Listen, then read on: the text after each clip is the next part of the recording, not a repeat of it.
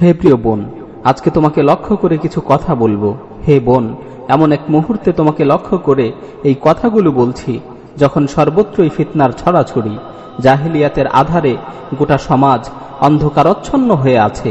কাফের মুশরিকরা মুসলিম নারীদেরকে নিয়ে ষড়যন্ত্র করছে। হে বোন, ইসলামে নারীর অবদান অনস্বীকার্য, কারণ মুসলিম নারীরাই হল আদর্শ সমাজ বিনির্মাণের কারিগর। হে বোন, মুহাম্মদ সাল্লাল্লাহু আলাইহি ওয়াসাল্লামের শ্রেষ্ঠ উম্মতকে তোমরাই মাতৃত্বের ভালোবাসা দিয়ে লালন পালন করেছো। প্রজন্মের পর প্রজন্ম ধরে মুসলিম শিশুরা তোমাদের কোলেই বড় হয়েছে, তোমাদের হাত ধরেই বেড়ে উঠেছে।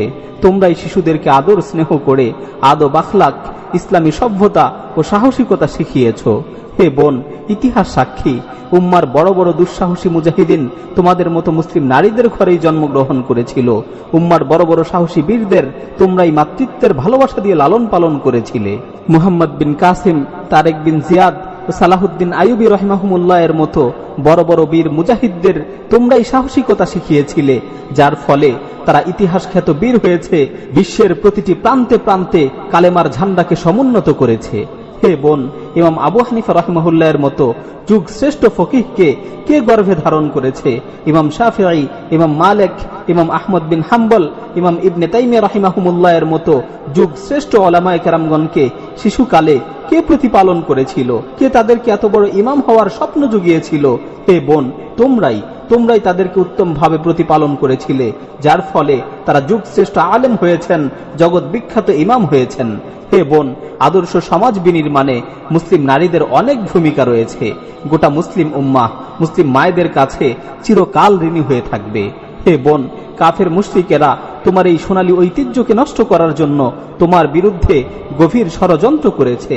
তারা নারী অধিকারের মিথ্যা স্লোগান দিয়ে তোমাকে তোমার রাজকীয় সিংহাসন থেকে অপসারিত করতে চাচ্ছে।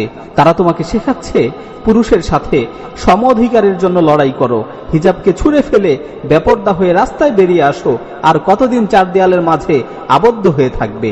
হে বোন, বাস্তবতা হচ্ছে যারা তোমাদেরকে নারী অধিকারের এই স্লোগান শিখাচ্ছে, নারী অধিকারের এই মিথ্যা আশ্বাস দিচ্ছে, তাদের দেশেই নারীরা সবচেয়ে বেশি নির্যাতিত, নারীরা সবচেয়ে বেশি লাঞ্ছিত। বড়ই পরিতাপের বিষয়, যাদের দেশে নারীদেরকে পণ্য হিসাবে ব্যবহার করা হয়, যাদের দেশে নারীদের ভোগ সামগ্রী মনে করা হয়, যাদের দেশে নারীরা সবচেয়ে বেশি নির্যাতিত নিপীড়িত, সেই নির্লজ্জরাই আজ মুসলিম নারীদের নারী অধিকার শিখাচ্ছে। হে বোন, ইসলাম তোমাকে সম্মানের জীবন দিয়েছে, ইসলাম তোমাকে লাঞ্ছনার জীবন থেকে মুক্তি দিয়েছে।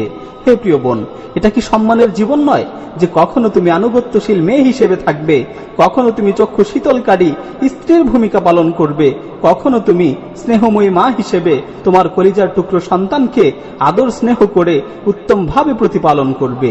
এর চেয়ে সম্মানের দায়িত্ব আর কি হতে পারে? এর চেয়ে সৌভাগ্যের বিষয় আর কি হতে পারে? হে বোন, তুমি তোমার নিজেকে মূল্যায়ন করো, কাফের মুশরিকদের মিথ্যা স্লোগানে প্রতারিত হয়ে যেও না, তুমি তোমার নিজেকে চেনার চেষ্টা করো। হে প্রিয় বোন, পরিশেষে তোমাকে লক্ষ্য করে বলছি, আর কতদিন তুমি জাহিলিয়াতের মাঝে ডুবে থাকবে? আর কতদিন তুমি বেপর্দা হয়ে ঘুরে বেড়াবে? আর কতদিন তুমি নাটক সিনেমা দেখে দিন কাটাবে? আর কতদিন তুমি স্বামীর অবাধ্যচারণ করবে? হে বোন, এই উদাসীনতা আর কতকাল? আর কতদিন তুমি নামাজ না পড়ে ঘুমিয়ে থাকবে? আর কত সময় তুমি তোমার প্রতিপালককে ভুলে থাকবে? আর কত সময় তুমি তোমার প্রতিপালক সম্পর্কে উদাসীন হয়ে থাকবে? হে প্রিয় বোন, এই দুনিয়াতে তুমি কতদিন বেঁচে থাকবে?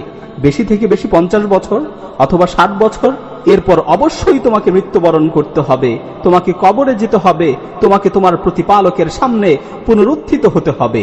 অতঃপর হয়তো তুমি জান্নাতের অধিবাসী হবে অথবা জাহান্নামের অধিবাসী হবে। হে বোন, তুমি মনে রেখো, তোমার মৃত্যু অনিবার্য। মৃত্যুর ফেরেশতা তোমার কাছে অবশ্যই আসবে এবং তোমাকে যন্ত্রণাদায়ক মৃত্যুর স্বাদ আস্বাদন করতে হবে।